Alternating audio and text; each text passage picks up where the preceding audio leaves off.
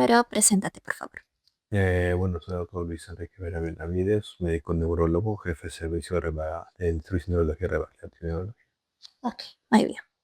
La entrevista de hoy es acerca de la enfermedad de Huntington. Aquí vamos a aclarar ciertas cosas acerca de esta enfermedad para los que vayan a ver, vayan a leer mi reportaje y para explicar de una manera menos técnica posible. Ok. Ok, la primera pregunta es, ¿cómo se presenta clínicamente la enfermedad de Huntington en sus primeras etapas y qué tan difícil es llegar al diagnóstico? Es muy difícil en las primeras etapas, ¿ok? Porque las manifestaciones son muy inespecíficas. Muchas veces son trastorno de conducta, trastorno de la parte emocional, por ejemplo, ¿no? Depresión, insomnio a veces, conductas medias inadecuadas, ¿no? La parte motora, que es la típica, que todo el mundo se da cuenta, ya se presenta medianamente en la enfermedad, ¿no? O sea, el análisis precoz es muy poco probable que alguien pueda dar un diagnóstico, ¿no? Por lo inespecífico de la presentación de la enfermedad.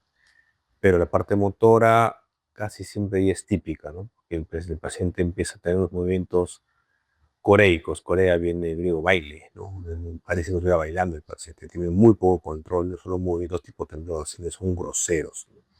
Entonces eso ya es mediano a tardía la presentación. Más o menos, ¿a qué edad se presenta comúnmente esta enfermedad?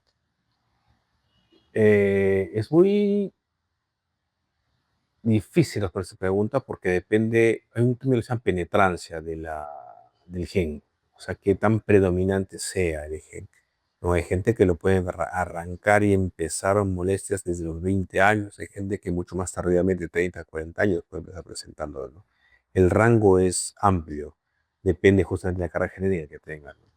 Pero por medio, digamos, entre 20 y 30 años debería haber manifestaciones. Ok.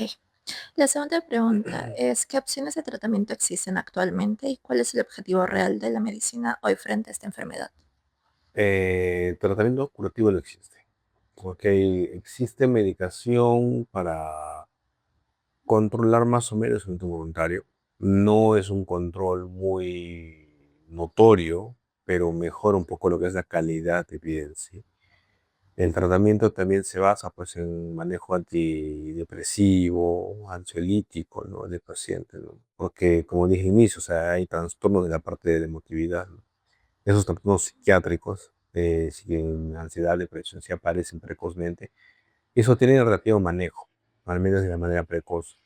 Una vez que la enfermedad se estaciona y ya presenta los signos groseros propios de la enfermedad, ya es más difícil también controlar eso, ¿no? Porque el mismo paciente se enclaustra solo, no quiere salir, no quiere que lo ven de esa forma, entonces ya es mucho más difícil controlar la parte anímica, ¿no? Porque el tratamiento para manejo de alimentos involuntarios tan eficaz no es que si tomo el medicamento voy a estar bien, como y voy a pasar desaparecido, no es tanto así. Siempre hay trastorno asociado, ¿no? Y es evidente que un paciente, a pesar de una buena medicación, tenga signos que lo delaten un poco, ¿no? El mismo paciente tiende a aislarse solo, ¿no? Ok. La tercera pregunta es, ¿cómo vive un paciente con Huntington y el proceso desde el diagnóstico hasta las etapas avanzadas?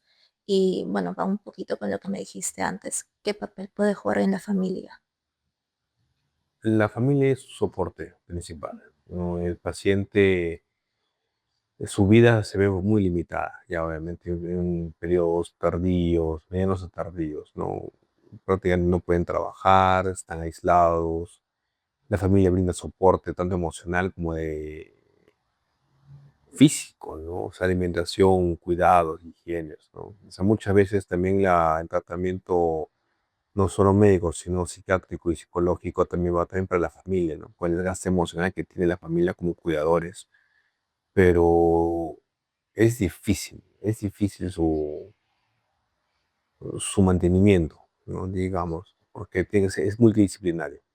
Y a pesar, y he visto casos, son raros, no es una enfermedad común para nada. Son raros, pero igual, a pesar de un adecuado cuidado, el paciente tiende siempre a estar pues, deprimido, ¿no? Es que se siente mal consigo mismo porque sabe que es algo que no va a cambiar y a pesar de todo lo que se haga, va a ir empeorando con los años, ¿no? Entonces, el tema de cuidado y atención va a los dos puntos, ¿no? Tanto al paciente como a la familia, ¿no? Porque la familia también se desgasta bastante. Ok, una última pregunta es, ¿hay algo que el público en general o incluso los propios pacientes o familiares no suelen entender acerca de esta enfermedad o que les cuesta? Ujú. Dos cosas primero, ¿no? Lo que es el inicio, el tema no es solo motor, ¿no? Posiblemente eso es lo que más cuesta entender a las personas, ¿no? Que hay afectación psiquiátrica, hay afectación cognitiva, ¿no? Hay afectación emocional. El paciente tiende a presentar depresión y ansiedad y trastornos cognitivos hasta un poco antes del trastorno grosero motor, ¿no? Entonces, a veces la familia piensa que se rinde, y piensa que no da lo que debería dar el paciente de ánimo, o sea, se abandona. Es parte un poco de la enfermedad, ¿no? Eso principalmente diría que es lo que la mayoría de gente no entiende, ¿no? O sea, que no depende tanto del paciente anímicamente en sí, porque también la parte de depresión es parte de su enfermedad, ¿no? Y el otro que la gente no entiende también un poco es la parte de la familia, ¿no? O sea, una vez que se diagnostica a veces un Huntington, hay que ser nuestro familiar también, ¿no? Y eso jala a veces cola, porque a veces hay familiares que están en teoría sanos, pero se les selecciona genético y resulta que también tienen la carga genética, ¿no? Entonces ahí ya les cambia la vida, ¿no? Porque están con el temor constante de que en qué momento empiezan, ¿no? O cuándo les va a dar, si es que les va a dar. Depende también la carga genética de penetrancia, ¿no? Eso también les cambia un poco. Entonces, también tener un familiar cercano directamente con Huntington genera pues una presión familiar grosera, ¿no? No solo por el pueblo paciente, sino por la carga familiar que Claro, genera, ¿no? Lo que significa esa activa genética. claro. Y bueno, como pregunta aparte, tú trabajas en salud, es algo Ujú. del Estado. ¿Cómo ves el apoyo del Estado hacia los pacientes con Huntington y sus familias, que juegan un papel importante?